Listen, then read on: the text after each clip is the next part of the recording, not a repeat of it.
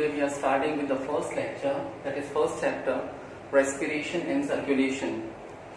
Although both these processes are quite different from each other, respiration is a different process and circulation is the different process, but both the processes, they are synchronized with each other. That is why we are going to study both the titles in the same chapter. So first of all, before starting with the detail, we should know the meaning of the title. What do you mean by respiration and what do you mean by circulation? Starting with the respiration. Now what actually the respiration is? Respiration can be defined as generally what we have studied in the school, that the process of intake of oxygen and giving out carbon dioxide is called as respiration. But remember, this is not only the respiration. This is a part of respiration simply called as breathing. Breathing is a part of respiration, will not be defined, will not be considered as a complete respiration. So the process of intake of oxygen and giving out carbon dioxide, यानी oxygen अंदर लेना और carbon dioxide बाहर छोड़ना, सिर्फ इतना process ही respiration नहीं है. रेस्पिरेशन में इसके अलावा और भी बहुत सी चीजें हैं जो इस चैप्टर में हमको पढ़नी है. Now, how do we define respiration? Respiration basically is a biochemical process in which organic food, generally glucose, is oxidized in the presence of oxygen to liberate the energy. The energy which comes out is stored in the form of ATP. This is a very common and simple definition for respiration. Later on, we will study the detail of respiration in this chapter. Now, the second part is circulation. Circulation is the second half of this chapter. Okay, circulation is a transporting media, is a transporting mechanism present in our body, which is responsible for transporting the different material, different components from one part of the body to the other part of the body. A very good example, as we know, we have the blood in the body. Blood is present within the blood vessels and heart is a pumping organ. So with the help of this complete mechanism, what happens? The blood circulates in the entire body. Why do we study both this chapter together? Because in respiration, oxygen and carbon dioxide, which is considered as respiratory gases, oxygen and carbon dioxide, which is considered as respiratory gases, is transported with the help of blood circulation. That is why we are studying both the titles in the same chapter. Now, starting with the definition of respiration, starting with the details of respiration. As we know, for performing any activity, for performing any simplest activity, we need energy. Without energy, we cannot perform a single movement. Even blinking of eye is not possible without energy. We can't even smile without energy. We can't even cry without energy. We can't move our fingers without energy. So for everything we need energy. And the usable energy which is present in our body is nothing but the ATP. As you know, ATP, adenosine triphosphate, present in our body, present in our cells rather, they are considered as energy currency. They are responsible for providing energy for the various activities. Okay. Now, ATP, adenosine triphosphate, ये हमारी body में कहाँ से आती है, कैसे इसका formation होता है? ATP के फॉर्मेशन का जो प्रोसेस है, एक्चुअल में वही रेस्पिरेशन है. In 11th standard you have studied the chapter respiration in plant. उसमें आपको मालूम है कि how glucose is converted into ATP. In the several steps you have studied, in the first step glycolysis, ATP is converted into pyruvate. In the second step, pyruvate is converted into acetyl. In the third step, acetyl is converted into NADH2 and FADH2. Then NADH2 and FADH2 in the last step is finally converted into ATP. So you have studied 4 sequential stages in respiration, 11th standard. उसमें पहला था glycolysis, दूसरा था acetylation, तीसरा था Krebs cycle और चौथा था ETS. तो ये चारों मैकेनिज्म आपने 11th में पढ़े हैं. By the way, रेस्पिरेशन का डेफिनेशन हमको समझना है. बच्चों, रेस्पिरेशन इज इंट्रासेल्युलर प्रोसेस, मतलब ये हमेशा सेल के अंदर होता है। जो एक्चुअल रेस्पिरेशन है, जिसे हम सेल्यूलर रेस्पिरेशन कहते हैं, इंटरनल रेस्पिरेशन कहते हैं, वो सेल के अंदर होता है। सेल के अंदर, एग्जाम्पल ये सेल है, अभी सेल के अंदर रेस्पिरेशन होगा, सेल के अंदर रेस्पिरेशन होगा। If this is a cell, अभी सेल के अंदर glucose, generally glucose, in the absence of glucose even lipids and protein can also be used, but at present we are considering glucose because it is the most common substrate, it is the most common thing which is used in respiration, right? अभी हमारी cell में glucose कहां से आया? Cell में glucose कहां से आया आपको थोड़ा याद करना होगा। 11th स्टैंडर्ड में आपने ह्यूमन न्यूट्रिशन वाला चैप्टर पढ़ा था। ह्यूमन न्यूट्रिशन वाले चैप्टर में if you remember, when we consume carbohydrate, generally we eat starch, हम स्टार्च खाते हैं, चावल है, आलू है, जिसमें स्टार्च प्रेजेंट है। स्टार्च डाइजेस्ट होके बनता है माल्टोज, माल्टोज डाइजेस्ट होके बनता है ग्लूकोज। हम कोई भी कार्बोहाइड्रेट कंज्यूम करते हैं, जनरली डाइजेस्ट होके ग्लूकोज बन जाता है, और वो ग्लूकोज जो हमारे एलिमेंट्री कैनाल में फॉर्म होता है, ब्लड में एब्जॉर्ब होता है, फिर सेल में उसका इनहिबिशन होता है, सेल में वो एसिमिलेट होता है। बाय द वे, तो ग्लूकोज हमारी सेल में आता है बाय मीन्स ऑफ न्यूट्रिशन, जो आपने 11th स्टैंडर्ड में पढ़ा था। हमने जो खाना खाया, उस खाने के थ्रू हमारी सेल को ग्लूकोज मिल गया। अभी सेल को ग्लूकोज मिला है, सेल को ग्लूकोज मिला है, right? Now this glucose will be considered as a, I mean you can say it is a potential of the cell as far as energy is concerned। इससे energy बन सकती है, मगर ये खुद एनर्जी नहीं है।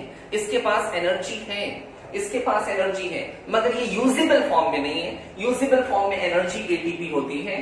तो ये ग्लूकोज को ऑक्सीडाइज किया जाएगा, इसको ब्रेक डाउन किया जाएगा इन the presence of oxygen. Now oxygen may be used or may not be used, as you have studied 11th standard में आपने aerobic respiration और anaerobic respiration नाम सुना है। अगर ऑक्सीजन यूज होगा generally in all the higher organism including all the plants and all the animals, they use oxygen. जितने भी प्लांट और जितने भी एनिमल है, generally they use oxygen with few exception. Exception को साइड में रखो। कुछ माइक्रो ऑर्गेनिज्म है जो एनारोबिकली रेस्पायर करते हैं, कभी कभी प्लांट की सीड्स या फ्लावरिंग बर्ड्स एनारोबिकली रेस्पायर करते हैं, कभी कभी मसल्स एनारोबिकली रेस्पायर करती हैं, उसे जाने दो। Generally glucose is oxidized in the presence of oxygen. ये ऑक्सीजन कहां से आया? ये ऑक्सीजन कहां से आया? ये वही ऑक्सीजन है जो ऑक्सीजन हम इनहेल करते हैं। ये वही ऑक्सीजन है जो ऑक्सीजन हम इनहेल करते हैं। इनहेल किया, when we inspire ना, when we inspire तो हवा जो होती है ये हमारी नॉस्ट्रिल से, that is nasal opening से, nasal cavity, उसके बाद pharynx, उसके बाद larynx, उसके बाद trachea, उसके बाद bronchi। Bronchi divides to form secondary, tertiary bronchi. Finally, it makes the bronchiole, which is covered by numerous small sac-like structure called as alveoli. Alveoli is further covered by numerous fine blood vessels. Alveoli के ऊपर बहुत सारी blood vessels होती हैं। Okay, अभी ये oxygen when we inspire, जब हम हवा अंदर लेते हैं तो उसके जरिए हमें ऑक्सीजन मिलता है। पूरी हवा अंदर जाती है, लेकिन हवा में जो ऑक्सीजन है सिर्फ वही डिफ्यूज होकर ब्लड में जाएगा, पूरी हवा ब्लड में नहीं जाएगी। क्यों बाकी की हवा ब्लड में नहीं जाएगी? उसका रीजन भी हम इस चैप्टर में पढ़ेंगे। अभी आप इतना याद रखिए कि जो ऑक्सीजन हमने, जो हवा हमने कंज्यूम की, उस हवा में जो ऑक्सीजन है वो ऑक्सीजन डिफ्यूज होके हमारे ब्लड में और हमारी सेल्स में पहुंचेगा। बाय द वे, अभी ये ऑक्सीजन हमारी सेल में आया। Now glucose is oxidized in the presence of oxygen. Glucose is oxidized in the presence of oxygen. अभी इसका रिएक्शन होगा। इस रिएक्शन में no doubt some amount of carbon dioxide will be formed, some amount of water will be formed, and in this reaction certain amount of energy liberates। इस reaction में glucose में जो energy थी वो energy release हुई। ये energy जो release हुई है, ये एनर्जी वेस्ट ना हो जाए, ये एनर्जी बेकार ना चली जाए, जाया ना हो जाए, इसलिए इस एनर्जी को स्टोर किया जाएगा इन द फॉर्म ऑफ एटीपी। इस एनर्जी के थ्रू एटीपी का फॉर्मेशन होता है। तो बच्चों ग्लूकोज का एक मॉलिक्यूल जब ऑक्सीडाइज होता है, ग्लूकोज का एक मॉलिक्यूल जब ऑक्सीडाइज होता है तो ग्लूकोज के एक मॉलिक्यूल के ऑक्सीडेशन से 38 ATPs का फॉर्मेशन होता है, 38 ATPs प्रोवाइडेड अगर ऑक्सीजन है तो। That means in aerobic respiration one molecule of glucose is capable of making 38 molecules of ATP. Okay, तो ये सेल के अंदर होने वाला रिएक्शन है, ये सेल के अंदर रिएक्शन हुआ। ओके, अभी इस रिएक्शन को we can write exactly in the form of equation. इसका इक्वेशन, रेस्पिरेशन का जनरल इक्वेशन क्या है?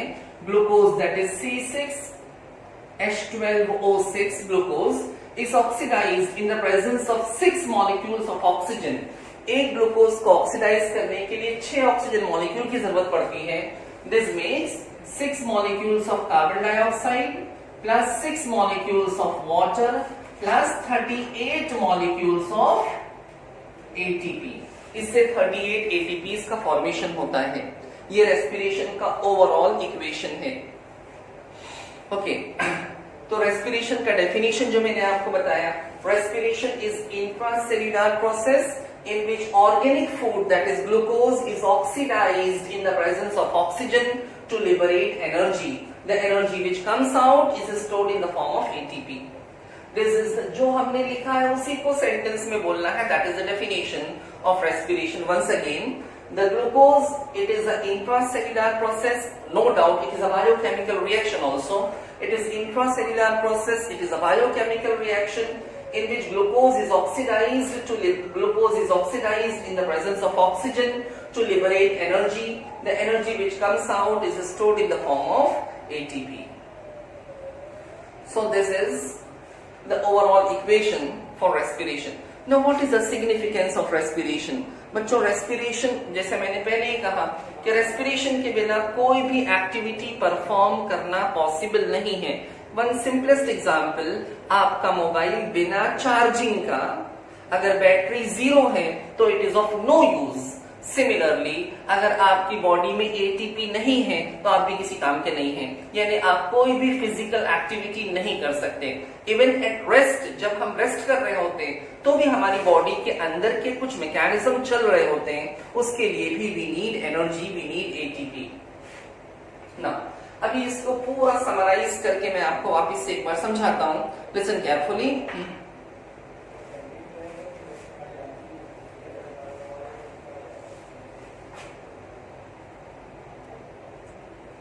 हाँ, now listen here. For example, this is our digestive system. ये हमारा डाइजेस्टिव सिस्टम है जिसको 11th में आपने पढ़ा था। Digestive system has alimentary canal and associated digestive glands. As you know about the alimentary canal, ये हमारी बक्कल कैविटी है, pharynx है, esophagus है, ये हमारा स्टमक है, उसके बाद ये स्मॉल इंटेस्टाइन है, उसके बाद this is the large intestine. Large intestine continue into the rectum और उसके बाद फाइनली एनस है। This is the complete alimentary canal. ये एलिमेंट्री कैनाल है। बच्चों, यहां से फूड हम अंदर लेते हैं। The process of intake of food is called as ingestion. खाना अंदर गया, अंदर जाने के बाद खाना बक्कल कैविटी में, फैरिंग्स में, स्टमक में और स्मॉल इंटेस्टाइन में इसका डाइजेशन होता है। डाइजेशन होता है, यहाँ पे फूड का डाइजेशन होगा। Digestion means when the complex food is converted into simple form, that is called as digestion. जो कॉम्प्लेक्स फॉर्म है, जैसे हमने खाने में प्रोटीन खाया, it digest to form amino acid. हमने खाने में स्टार्च खाया, it digest to form glucose. So that will be the simple, I mean this is the mechanism of converting complex food into simple form. तो बच्चों, यहाँ पे digestion होता है, डाइजेशन होता है, डाइजेशन होता है। डाइजेशन के बाद एज यू नो, जो डाइजेस्टेड फूड होगा, जो डाइजेस्टेड फूड होगा मतलब जो सिंप्लीफाइड फूड होगा, वो हमारे एलिमेंट्री कैनाल यानी कि स्मॉल इंटेस्टाइन की वॉल से एब्जॉर्ब होगा। स्मॉल इंटेस्टाइन की वॉल से एब्जॉर्ब होगा। So this mechanism is called as absorption. This mechanism is called as absorption. यहां से फूड अंदर जाएगा, तो जो हमने खाना खाया था, हमने प्रोटीन खाया था, प्रोटीन डाइजेस्ट होकर अमाइनो एसिड बन गई, तो वो अमाइनो एसिड यहाँ से एब्जॉर्ब होगी। हमने स्टार्च खाया था, वो डाइजेस्ट होकर ग्लूकोज बन गया, तो वो ग्लूकोज यहाँ से एब्जॉर्ब होगा। अब ये amino acid, glucose, fatty acid, glycerol, जो भी सिंपल फूड है ना, ये simple food with the help of blood circulation, with the help of blood circulation, ये सिंपल फूड कहां तक पहुंचेगा? ये सिंपल फूड पहुंचेगा हमारी सेल्स तक। ये हमारी सेल है। अब सेल के अंदर आ गया सिंपल फूड, सेल में आ गया, say for example simple food is glucose, जो मैंने आपको पहले बताया था। हमने खाना खाया, इंजेशन, डाइजेशन, एब्जॉर्प्शन और सेल में सिंपल फूड का कलेक्ट होना is called as assimilation, is called as assimilation. So the simple food like glucose, amino acid, fatty acid, glycerol and numerous other components which is accumulated in the cell is called as, this process is called as assimilation. यहाँ पे ये आपने 11th में पढ़ा था। अब मुझे कुछ और बताना है। देखो बच्चों, now as you know this is the digestive system. Imagine ये हमारा respiratory system है जो हम इस चैप्टर में पढ़ने वाले हैं, रेस्पिरेटरी सिस्टम। ये हमारा रेस्पिरेटरी सिस्टम है। ओके, नाउ रेस्पिरेटरी सिस्टम में फॉर एग्जांपल ये हमारा ये नॉस्ट्रिल है, nostril that is the nose, nose की जो ओपनिंग है उसके अंदर की ये कैविटी, नेजल कैविटी, उसके बाद फेरिंग्स, यहाँ पे लैरिंग्स है, लैरिंग्स के बाद ट्रकिया है, देन ब्रोंकस है, फिर लंग्स में ये कंटिन्यू होती है इसकी branches and finally numerous alveoli present. ये रफ डायग्राम हमारे रेस्पिरेटरी सिस्टम का। नाउ व्हेन वी इनहेल, जब हवा हम अंदर लेते हैं, जब हवा हम अंदर लेंगे, यहां से पूरी हवा अंदर जाती है, यहां से एयर अंदर जाती है। सिर्फ ऑक्सीजन अंदर जाता है ऐसी बात नहीं है, पूरी हवा अंदर जाती है। हवा में ऑक्सीजन भी है, कार्बन डाइऑक्साइड भी है, नाइट्रोजन भी है, वाटर वेपर्स भी हैं और बहुत सारे पोल्यूटेंट्स भी हैं, व्हाटएवर। तो ये पूरी एयर अंदर जाती है। पूरी एयर यहां से पास होते हुए नॉस्ट्रिल से नेजल कैविटी, नेजल कैविटी से pharynx, लैरिंग्स, trachea, bronchus, secondary bronchi, tertiary bronchi, bronchiole और फाइनली अल्वियोलाई। हमारे अल्वियोलाई में हवा आ गई, एयर अल्वियोलाई में आ गई। ना समझाने के लिए ये एक अल्वियोलाई मैं यहां से मैग्नीफाई करके जूम करके आपको यहाँ पे दिखाता हूँ। This is the single alveoli, ये एक अल्वियोलाई है। अब इस अल्वियोलाई में जो एयर एंटर हुई है बच्चों, इस एयर में बहुत सारी गैसेस हैं, उसमें से एक गैस है ऑक्सीजन। इस अल्वियोलाई में जो एयर एंटर हुई है उसमें कार्बन डाइऑक्साइड भी है, नाइट्रोजन भी है, वाटर वेपर्स भी हैं और बहुत सी दूसरी गैसेस भी हैं। इसमें ऑक्सीजन भी है, इसमें ऑक्सीजन भी है। नो व्हाट हैपन, अभी इस अल्वियोलाई के बाहर ना ब्लड कैपिलरीज होती हैं, अल्वियोलाई के बाहर ब्लड वेसल्स होती हैं, ब्लड कैपिलरीज होती हैं। तो जो और ब्लड, ये ब्लड कैपिलरीज के अंदर क्या है? इसके अंदर ब्लड है, ब्लड में क्या है? आरबीसी है, आरबीसी में क्या है? हीमोग्लोबिन है। रिमेंबर, ये ब्लड कैपिलरीज हैं, यानी ब्लड वेसल्स हैं which is present around the alveoli. ये अल्वियोलाई है जो हमारे लंग्स में है और ये ब्लड कैपिलरीज है जो अल्वियोलाई के बाहर प्रेजेंट है। अब ब्लड कैपिलरीज में ब्लड है, ब्लड में आरबीसी है, आरबीसी में हीमोग्लोबिन है। Haemoglobin has a great affinity for oxygen. In short, haemoglobin को ऑक्सीजन से बड़ी मोहब्बत है, बड़ा लगाव है, बहुत अट्रैक्शन है। तो जब यहाँ पर एयर आती है, यहाँ पर एयर आती है, हीमोग्लोबिन यहाँ पर है, तो हीमोग्लोबिन के अट्रैक्शन की वजह से और गैस के पार्शियल प्रेशर में जो डिफरेंस है उसके वजह से ये हीमोग्लोबिन ने ऑक्सीजन को अपने पास बुला लिया, हीमोग्लोबिन ने ऑक्सीजन को अपने पास बुला लिया। अब ये हीमोग्लोबिन और ऑक्सीजन दोनों कंबाइंड हो गए, ये बन गए HbO2 कॉल्ड एज ऑक्सीहीमोग्लोबिन। अब ये ऑक्सीजन और हीमोग्लोबिन की जोड़ी दैट इज ऑक्सीहीमोग्लोबिन, ये ऑक्सीहीमोग्लोबिन यहां से बहता हुआ ब्लड वेसल से डिफ्यूज होता हुआ कहां तक जाएगा? ऑक्सीहीमोग्लोबिन पहुंच गया, सेल्स तक पहुंचा। अभी सेल ने देखा कि सेल के पास कौन आया है? ऑक्सी हीमोग्लोबिन यानी हीमोग्लोबिन और ऑक्सीजन की जोड़ी जो है उसको ऑक्सी हीमोग्लोबिन कहते हैं। अब इस सेल को ऑक्सीजन की जरूरत है, सेल को ऑक्सीजन की डिमांड है, नीड है, तो सेल ने ऑक्सीजन के लिए अट्रैक्शन दिखाना शुरू किया, अपनी तरफ अट्रैक्ट करना शुरू किया। तो इस अट्रैक्शन की वजह से बच्चों, इस अट्रैक्शन की वजह से ऑक्सीजन अंदर चला गया, ऑक्सीजन अंदर चला गया, हीमोग्लोबिन बाहर रह गया।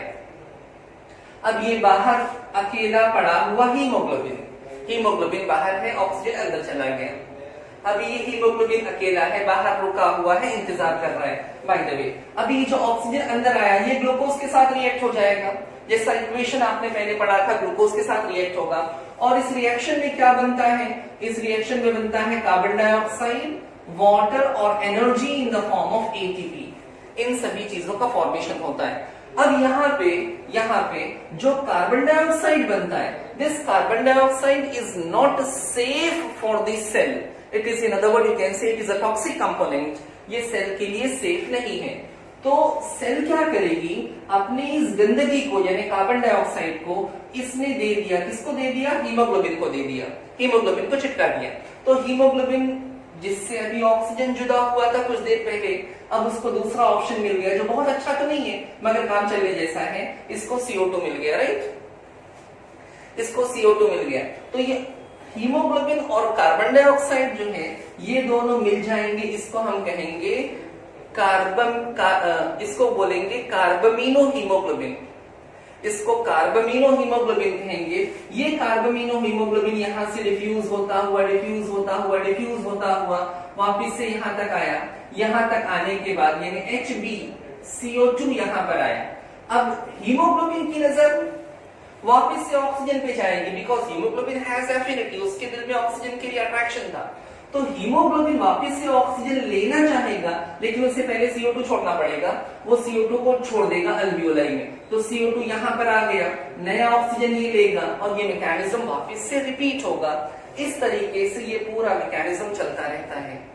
यानी डाइजेस्टिव सिस्टम से आने वाला ग्लूकोज और रेस्पिरेटरी सिस्टम से आने वाला ऑक्सीजन, इनके रिएक्शन की वजह से ये एटीपी का फॉर्मेशन, एनर्जी का प्रोडक्शन होता है।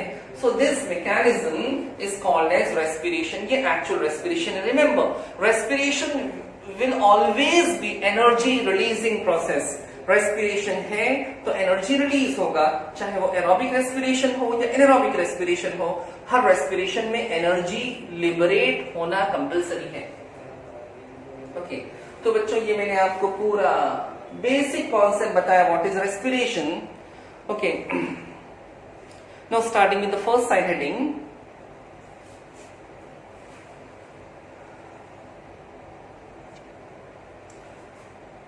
Okay, so now starting with the first side heading, organs of respiratory exchange. Organ of respiratory exchange means वो organ जो गैस के एक्सचेंज करने में मदद करते हैं, वो ऑर्गन जिनकी मदद से गैस एक्सचेंज होता है उसे हम कहते हैं organ of respiratory exchange. For example, हमारे लंग्स में जो अल्वियोलाई है, उस अल्वियोलाई की जो मेम्ब्रेन है, that is a organ of gaseous exchange. अलग अलग ऑर्गेनिजम्स में अलग अलग टाइप के सरफेस होते हैं।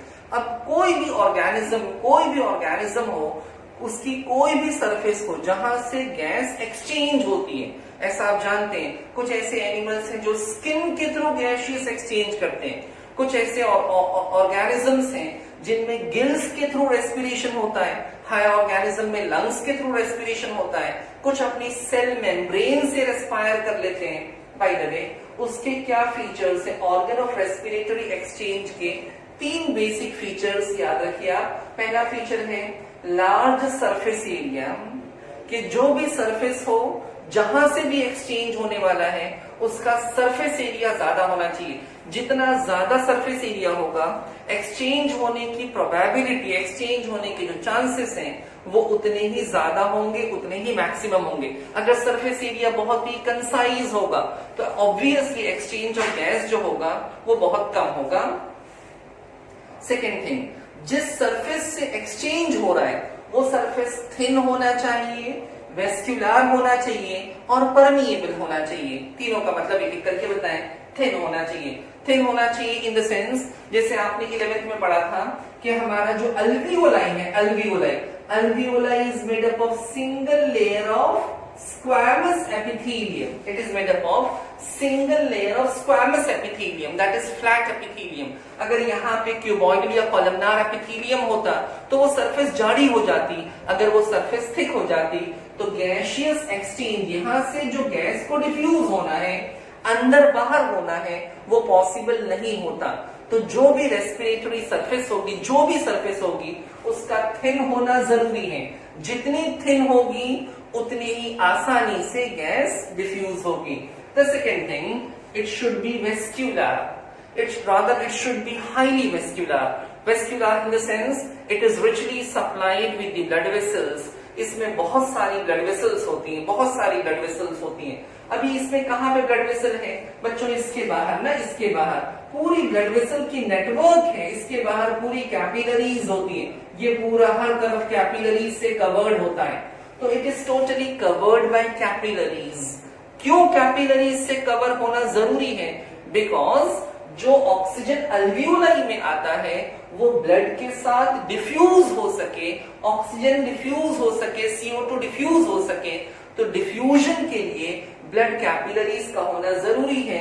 जितनी ज्यादा ब्लड कैपिलरीज होंगी उतनी ही आसानी से एक्सचेंज ऑफ गैसेस होगा। तो always it should be vascularised, highly vascular होना चाहिए। And third thing, permeable. Permeable मतलब जिसमें से ऑक्सीजन और CO2 डिफ्यूज हो सके, आ जा सके। अगर ये मेम्ब्रेन भले से थिन होती लेकिन इम्परमिएबल होती, इम्परमिएबल मतलब जिसमें से डिफ्यूजन इज नॉट पॉसिबल, तो ऑक्सीजन और CO2 का डिफ्यूजन हो ही नहीं सकता था। तो ये तीनों उसके फीचर्स हैं। And the last point is surface should be moist. जिस सरफेस से गैसियस एक्सचेंज होने वाला है वो सरफेस मॉइस्ट होना चाहिए, वो नम होनी चाहिए, गिल्ली होनी चाहिए। अगर गीली होगी तो ही ऑक्सीजन उस पर ट्रैप होके अंदर की तरफ एब्जॉर्ब होगा। As you know, the organism which respire with the help of skin, जैसे फ्रॉग या फिर कोई भी एम्फीबियंस है, उनकी स्किन हमेशा मॉइस्ट रहती है। क्यों? क्योंकि उनको स्किन से रेस्पायर करना है। So these are the features as far as respiratory, surface or organs of respiratory exchange is concerned. अभी गैसियस एक्सचेंज प्लांट्स में भी होता है। एक छोटा सा पैराग्राफ दिया है प्लांट के बारे में, 3 पॉइंट के फॉर्म में लिखा है, एक्सप्लेन कर दूं। अभी प्लांट में भी तो गैसियस एक्सचेंज होता है। बेटा प्लांट में गैसियस एक्सचेंज कैसे होता है? देखो, मैक्सिमम प्लांट जो हायर प्लांट्स हैं उनके लीव्स में, उनके यंग स्टेम में और in some other part also they have the minute perforation called as stomata. They have the minute perforation called as stomata. आपने नाम सुना होगा, प्लांट की लीव्स के वेंट्रल साइड में बहुत सारे स्टोमाटा प्रेजेंट होते हैं। Stomata is the opening meant for gaseous exchange. Just like we have the nostril, just like we have the opening meant for gaseous exchange. इसी तरह से प्लांट के लीव्स में स्टोमाटा होते हैं जो गैसियस एक्सचेंज के लिए रिस्पॉन्सिबल हैं, राइट? अभी क्या होता है, जैसे एग्जांपल ये प्लांट की लीफ है, लीफ का सेक्शन है, यहाँ पे स्टोमाटा है, यहाँ पे स्टोमाटा है, यहाँ पे स्टोमाटा है। तो बच्चों ये ओपनिंग्स जो है वो स्टोमाटा है। स्टोमाटा के अंदर ना यहाँ पे बहुत सारे एयर स्पेस होते हैं, यहाँ पे एयर चैम्बर होते हैं और ये चैम्बर आपस में कनेक्टेड होते हैं, ये आपस में, ताकि अंदर आया हुआ ऑक्सीजन एयर स्पेस के थ्रू डिफ्यूज होता हुआ प्लांट के दूसरे पार्ट में पहुंच सके। तो अंदर की तरफ एयर स्पेस होती है which helps in gaseous exchange, which helps in intake of oxygen and liberating carbon dioxide for respiration. Even it helps in gaseous exchange during photosynthesis also. Now, the next point given here is aerated soil.